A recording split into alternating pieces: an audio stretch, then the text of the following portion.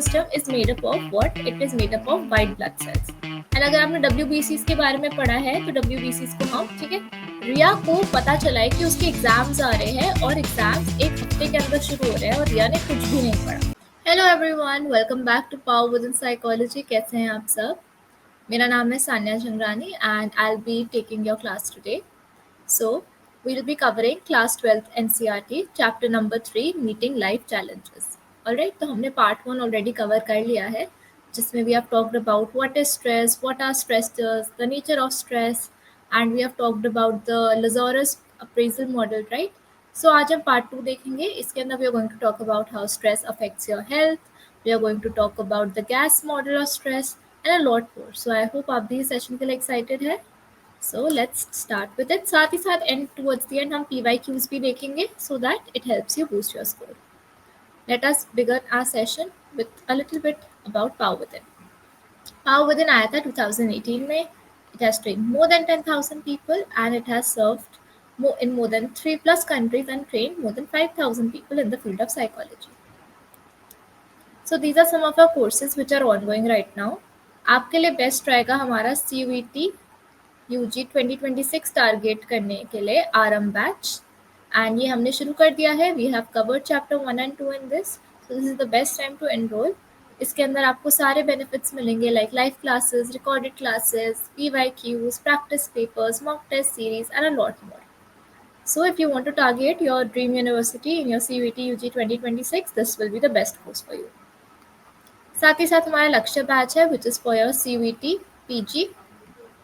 इसमें हमने काफ़ी सक्सेस देखा है, so you can check this out as well. And सफलता batch which is for your previously MPhil clinical, now known as MA clinical psychology exam, and Sankalp course for your UGC NET and GATE exam. ये हमारे कुछ toppers है since the past 4 years and you can see all of them have scored Air India 1 rank 1 and ये सारे ही Power Within से है. So if you also want to be featured over here and want to become Air India rank 1, आपको पता है आपको कौन सा कोर्स ज्वाइन करना चाहिए. So आज हम शुरू करते हैं अपनी class without any delay. So we are going to talk about sources of stress. Alright, तो sources क्या रहते हैं स्ट्रेस के? स्ट्रेस कहाँ कहाँ से आता है? सबसे पहले तो आता है वो हमारे लाइफ इवेंट्स से. लाइफ इवेंट्स क्या होते हैं? They are big, small, planned या अनप्लान्ड या सडन ग्रेजुअल चेंजेस जो हमारी लाइफ को कहीं ना कहीं हमारे लाइफ के ऑनगोइंग रूटीन को अपहील करता है या डिस्टर्ब करता है. ठीक है, कुछ चेंज लेकर आता है. सो हमारे life events they can be positive and they can be negative as well. Positive life events क्या हो गए? फॉर एग्जाम्पल, अगर आप एक नए घर में शिफ्ट हो रहे हो, that's a positive change, right? या फिर आपको अपनी ड्रीम यूनिवर्सिटी मिल गई है तो आप ड्रीम यूनिवर्सिटी के लिए शिफ्ट हो रहे हो, that's a positive life event. So ऐसे पॉजिटिव इवेंट्स होते हैं. नेगेटिव इवेंट्स क्या हो गए? जैसे एक ब्रेकअप हो गया for long term relationship, divorce हो गया, राइट?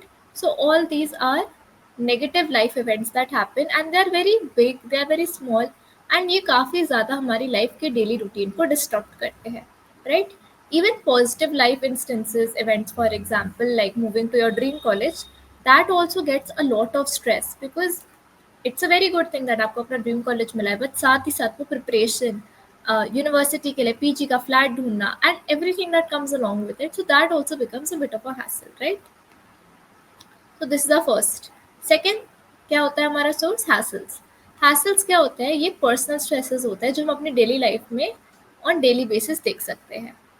ठीक है, तो डेली लाइफ इज यहाँ पे कीवर्ड एंड पर्सनल स्ट्रेसेस. तो ये क्या होते हैं? हैसल सबके लिए क्या होते हैं? सब्जेक्टिव होते हैं, मतलब सबके लिए अलग अलग होते हैं. फॉर एग्जाम्पल, आपको रोज ऑफिस जाना है, आप रहते गुड़गांव में हो but you have to travel to Noida every day, मतलब you have to travel in Delhi to like a very far away place, right? तो आपको मेट्रो लेनी पड़ती है इसके लिए एंड मेट्रो में क्या होता है? बहुत ज़्यादा क्राउड होता है. So going through that crowd every day, that is a hassle, right? That's a daily life thing which is happening with you and it is causing you stress. Similarly, noisy surroundings. अगर आप एक ऐसी जगह रह रहे हैं जहाँ पे बहुत ज़्यादा फैक्ट्री की आवाज़ है या बहुत ज़्यादा नॉइज़ है, तो that is also a hassle. Water shortage can be another hassle, right? कि जहाँ पे पानी नहीं आता है, you have to travel a lot for water, so that is also causing a lot of stress. Third है हमारा traumatic events. ट्रोमैटिक इवेंट्स क्या होते हैं? Basically they are extreme cases. Extreme यहाँ पे हमारा कीवर्ड रहेगा जो हमारी लाइफ को डिस्टर्ब करते हैं.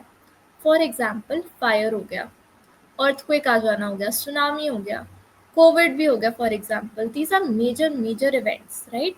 And this can lead to and this can cause severe trauma as well.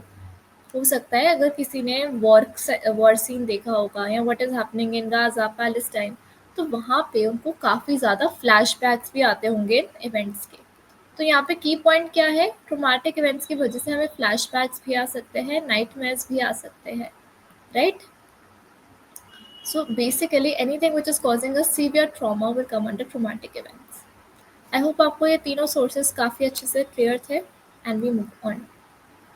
So now we are going to talk about a very key important topic. आप इसको इंपॉर्टेंट मार्क कर सकते हैं बिकॉज ये आपके बोर्ड्स या आपकी CVT UG के पर्सपेक्टिव से काफ़ी इंपॉर्टेंट है. इस पे आप हमेशा एटलीस्ट 4 क्वेश्चन तो आप मान के चलिए कि 4 क्वेश्चन इस पे आते ही आते हैं in your CVT UG exam. Alright. So सबसे पहले जनरल अडेप्टेशन सिंड्रोम, जिसको हम गैस मॉडल भी कहते हैं, it was introduced by Hans Selye. ठीक है, हैंसले. एंड ये कौन थे? He is known as the father of modern stress. तो इन्होंने काफ़ी रिसर्च करी थी स्ट्रेस के ऊपर एंड इनको कॉइन किया था as the father of modern stress. This is important again. वो कहते थे स्ट्रेस जो होता है वो एक नॉन स्पेसिफिक रिस्पॉन्स होता है बॉडी को, कि अगर आप कोई भी थ्रेट ले लो, कोई भी ऐसा स्ट्रेसर ले लो, हर किसी स्ट्रेसर को इंसान एक सेम ही वे में रिस्पॉन्ड करेगा, with the same physiological pattern respond करेगा. इसका मतलब है कि आप कोई भी ले लो स्ट्रेसर, फॉर एग्जांपल क्राउड है, नॉइज है, सुनामी है, कुछ भी है, कोई भी स्ट्रेसर होगा इंसान की लाइफ में, उनका जो बॉडीली रिएक्शन होगा वो हमेशा सेम होगा. Physiological pattern is your bodily reaction, and bodily reaction के अंदर क्या क्या आता है? Anything which causes change in the physical state of our body. Physical state of our body में क्या क्या आता है? हमारा ब्लड प्रेशर हो गया, हार्ट रेट हो गया, राइट, स्वेटिंग हो गया, पैल्पिटेशंस हो गए. सो हम कोई भी थ्रेट कुछ भी देख लेता है, ये सब बढ़ जाता है, बीपी बढ़ जाता है, हार्ट रेट बढ़ जाता है, राइट? सो उनका यही डेफिनेशन था कि it is the non specific response of the body, चाहे वो कोई भी थ्रेट हो. ऑलराइट, ये डेफिनेशन आपके लिए इम्पोर्टेंट है. उन्होंने कहा था कि हमारे को जो डिफरेंट स्ट्रेसर्स होते हैं, they trigger a similar biological response, and हमारी बॉडी बार बार ट्राई करती है कि वो स्ट्रेस से कोप अप कर पाए, बैलेंस कर पाए और अपनी बॉडी के न्यूट्रल स्टेट पे आ पाए. तो जो न्यूट्रल स्टेट है of body, which is also known as the balance state, उसको हम क्या कहते हैं? होम्योस्टैटिस कहते हैं. ऑलराइट. तो उन्होंने गैस मॉडल एक्सप्लेन किया था थ्रू 3 स्टेजेस. इन ये 3 स्टेजेस कौन सी थी? Alarm reaction, resistance stage and your exhaustion stage. Alright. So हम इन सारी स्टेजेस को और डिटेल में देखते हैं. Okay, so you can see there is an image. हम इमेज के थ्रू भी समझेंगे. तो सबसे पहले क्या होता है? स्ट्रेसर आता है हमारी लाइफ में.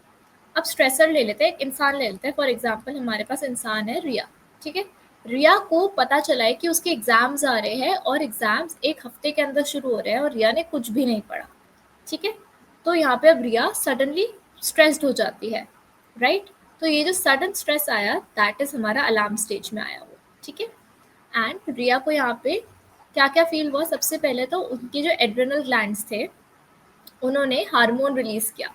एड्रेनलाइन और नोरेफ्राइन एक हार्मोन होता है, वो रिलीज हुआ, जिससे रिया का ब्लड प्रेशर काफ़ी हाई हो गया, हार्ट रेट काफ़ी हाई हो गया, ब्लड शुगर काफ़ी ज़्यादा हाई हो गई. एंड इससे क्या हुआ? रिया की बॉडी में काफ़ी ज़्यादा एनर्जी आ गई. अब रिया इसलिए कि मेरा एग्जाम है एक हफ्ते में, चलो अब मैं डेट शीट बनाती हूँ, सिलेबस को सॉर्ट आउट करती हूँ, लेट मी सी कि मेरा कितना सिलेबस कितने टाइम में कैसे कंप्लीट हो सकता है, राइट?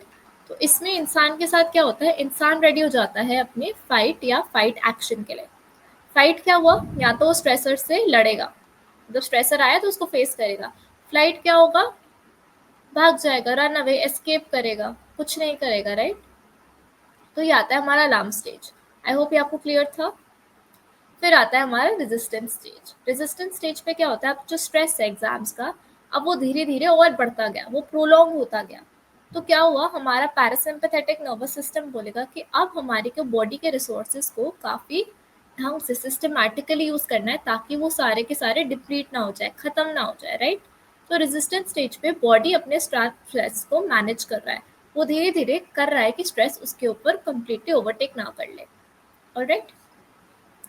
फिर आता है हमारा एग्जॉशन स्टेज. अगर आप देखेंगे डायग्राम में भी, रेजिस्टेंस स्टेज तक, यहाँ तक उन्होंने स्ट्रेस को फाइट किया। अब एग्जॉशन स्टेज पे क्या होगा, धीरे धीरे बॉडी के रिसोर्सेज जो थे वो खत्म हो जाएंगे and we start going down. यहाँ पे एग्जॉशन फेज अकर हो जाता है। हमारे जो फिजिकल सिस्टम्स जो फाइट कर रहे थे कि बॉडी स्ट्रेस के अंदर एकदम डिप्लीट ना हो जाए, अब वो उसके रिजर्व्स खत्म हो चुके हैं।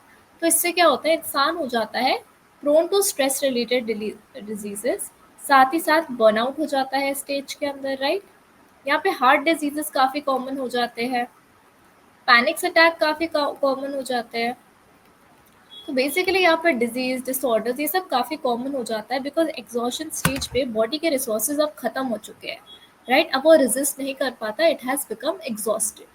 ऑलराइट, तो ये हमारा गैस मॉडल था। एंड अब यहाँ पे रिया को हम देखेंगे कि रिया की बॉडी ट्राई कर रही थी स्ट्रेस के साथ फाइट करने का, बट अब एग्जाम्स जैसे ही पास आने लगे, रिया इतनी ज़्यादा बर्नआउट हो गई कि शी स्टार्टेड फीलिंग रेडी सिक। उसको फीवर हो गया, राइट। होता है ना एग्जाम से पहले कुछ बच्चों को फीवर हो जाता है बिकॉज वो इतना स्ट्रेस ले लेता है। सो इस केस में यही हुआ है। दैट इज हमारा general adaptation syndrome. I hope आपको ये तीनों चीज़ें समझ आई हो। And towards the end exhaustion stage पे फटीग भी आ जाता है। Fatigue is like pure tiredness. Alright, okay. So I just want to remind you, एक बार हमारा CUET UG बैच लॉन्च हो चुका है। As I told you the benefits, उसके अंदर लाइव क्लासेस मिलेगी आपको, साथ ही साथ रिकॉर्डेड क्लासेस भी मिलेंगी।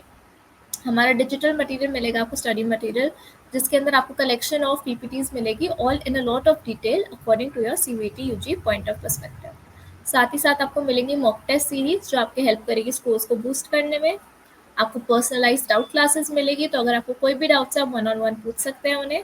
आपको PYQs का एक कलेक्शन मिलेगा जिसके अंदर आपको सारे के सारे 2022 से लेकर 2026 के जितने भी PYQs हैं सारे मिलेंगे। एंड आपको लास्टली कंप्लीट इंटरव्यू प्रिपरेशन, साथ ही साथ आपका complete preparation of any group discussion round भी होगा। So if you want to target your dream college, this is the course for you. Please join our RM batch for this. All right. And अगर आपको कोई भी query है regarding anything, please don't hesitate. Please reach out to us at the number provided below. All right. So let's continue. अब हम देखते हैं हमारे स्ट्रेस और हमारे इम्यून सिस्टम के बीच में क्या रिलेशन है। तो बेसिकली हमारे स्ट्रेस और हेल्थ के बीच में क्या रिलेशन है। तो सबसे पहले let's talk about immune system क्या होता है। Immune system is made up of a network of cells, organs, chemicals, right. काफ़ी सारे ऑर्गन्स है, सेल्स है जो हमारे इम्यून सिस्टम को बनाते हैं। एंड इम्यून सिस्टम का मेन फंक्शन क्या होता है, हमारी इम्यूनिटी को मेंटेन करना, राइट। तो हमारी बॉडी को प्रोटेक्ट करना फ्रॉम डिजीजेज एंड इंजरीज। तो इनका काम होता है, जितने भी एंटीजेंस होते हैं, एंटीजेंस क्या होता है, बेसिकली जितने भी फॉरेन सब्सटेंसेस होते हैं जो हमारे को वायरल कॉज करते हैं, बैक्टीरियाज कॉज करते हैं, टॉक्सिन्स कॉज करते हैं, उनको डिस्ट्रॉय करने का, राइट। सो दैट हम फटाफट हील हो जाए एंड हमारी बॉडी जल्दी बीमार ना पड़े। ऑलराइट, तो फिर एक फील्ड का इमरजेंस होता है यहाँ पे जिसका नाम है साइको न्यूरो इम्यूनोलॉजी। ये फील्ड क्या देखती है, it studies how the psychological factors जैसे स्ट्रेस हो गया, हमारे नेगेटिव इमोशंस हो गए, हमारे थॉट पैटर्न्स हो गए, हमारा बिहेवियर होता है, वो कैसे हमारी हेल्थ पे इम्पैक्ट लाता है, वो कैसे हमारे इम्यून सिस्टम को इम्पैक्ट करता है, right. So basically even if you break the definition, psychological factors का असर and impact on our immune system is psycho neuro immunology. Alright, let's see ये कैसे होता है एक बार। तो हमारे immune system is made up of what, it is made up of white blood cells. And अगर आपने WBCs के बारे में पढ़ा है तो WBCs को हम ल्यूकोसाइट्स भी कहते हैं, राइट। उनका एक बहुत ही मेजर योगदान होता है, they identify, attack and destroy antigens. Antigens क्या होते हैं, as we talked about before, basically anything which threatens to destroy our cells in our body. Alright, तो हमारे जो WBCs होते हैं उनका काम होता है हमारे सेल्स को प्रोटेक्ट करना, हमारे को प्रोटेक्ट करना फ्रॉम कैचिंग एनी डिजीज। हमारे types of blood cells, white blood cells कौन से होते हैं, T cells, B cells and natural killers. T cells का फंक्शन होता है कि जितने भी इन्फेक्टेड सेल्स हो गए हैं ऑलरेडी या जितने भी कैंसरस सेल्स हैं उनको डिस्ट्रॉय करना।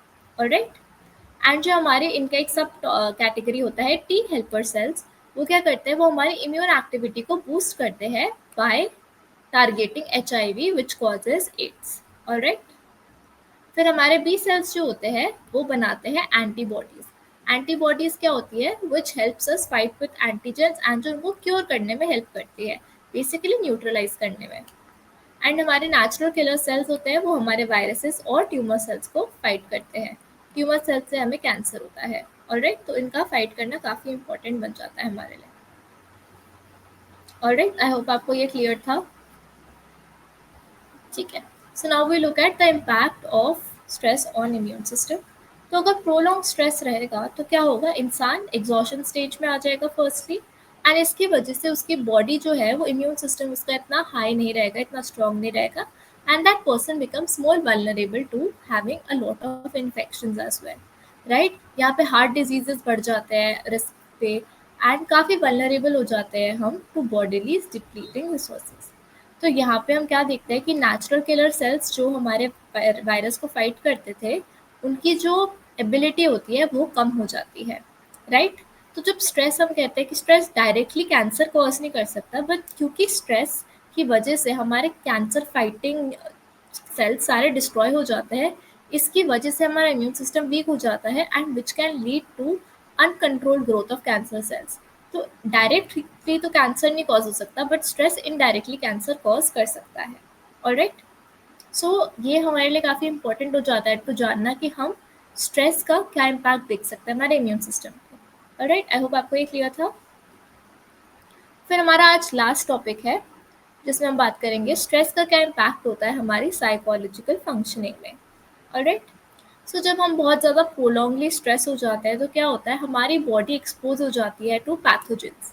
पैथोजेंस क्या होते हैं, any substance in the environment which causes us illness, any physical illness, right, like viral हो सकता है और any other disease if you are talking about।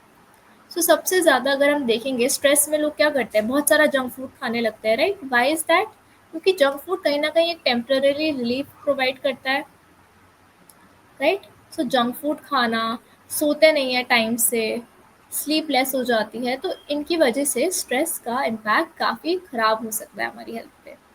अब स्ट्रेस से कोप करने के लिए लोग क्या करते हैं, स्मोक कर लेते हैं या अल्कोहल पी लेते हैं। तो again this is also just causing us temporary relief, in the end it is ended up destroying our immune system. तभी हम कहते हैं कि हमारे को स्ट्रेस फ्री रहना चाहिए, क्योंकि स्ट्रेस की वजह से हमारे को पैनिक अटैक्स हो सकते हैं, मूड स्विंग्स हो सकते हैं, डिप्रेशन हो सकता है, एंगर हो सकता है, ऑब्सेसिव बिहेवियर्स हो सकते हैं, राइट। तो इन सबसे बचने के लिए it is important to have a stress free life.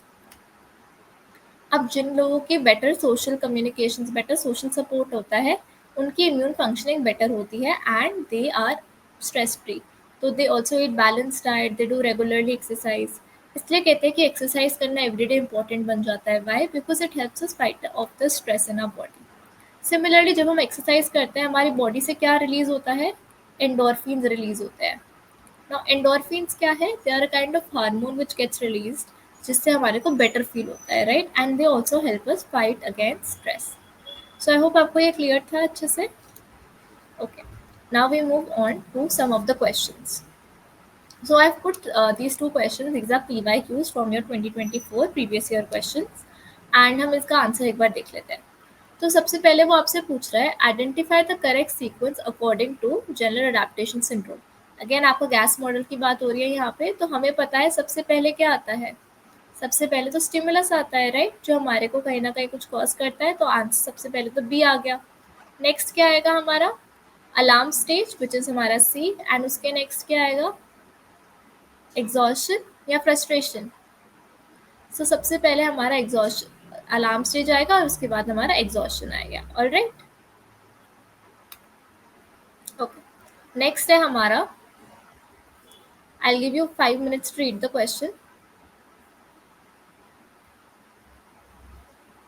Okay, before running a marathon, David experiences a sudden urge of energy, heightened awareness, and excitement, which he categorizes as a prescure of good performance on the ground. Identify the term in which David's feelings can be categorized. अब तो यहाँ पे हम बात कर रहे हैं कि डेविड जो इंसान है उसको सडन अर्ज फील हुआ ऑफ एनर्जी, एंड सडनली वो काफ़ी ज़्यादा अवेयर हो गया अपने सराउंडिंग के बारे में, काफ़ी एक्साइटेड हो गया, राइट। एंड उसको लगा कि ये उसको हेल्प करेगा in performing good on the ground, right. तो जब हम यहाँ पे बात कर रहे हैं, हम किस टाइप की स्ट्रेस की बात कर रहे हैं, हम पॉजिटिव स्ट्रेस की बात कर रहे हैं। पॉजिटिव स्ट्रेस क्या होता है, यू स्ट्रेस, राइट। तो यहाँ पे हम यू स्ट्रेस की बात कर रहे हैं। सोशल इसलिए नहीं है बिकॉज यहाँ सोसाइटी की बात नहीं कर रहे। स्ट्रेन इसलिए नहीं है बिकॉज यहाँ पे कुछ स्ट्रेन प्रोवाइड नहीं हो रहा। एंड फ्रस्ट्रेशन कब होता है, when a goal is not being met, and यहाँ पे हम गोल की बात नहीं कर रहे। आई होप आपको ये दोनों क्वेश्चंस क्लियर थे। Thank you so much for watching everybody. Stay tune for part 3, जिसके अंदर हम बात करने जा रहे हैं अपने बाकी के रिमेनिंग टॉपिक्स के बारे में, which is mostly about coping and a little bit about stress scale. Alright, so I see you for the next class. Bye everyone, take care.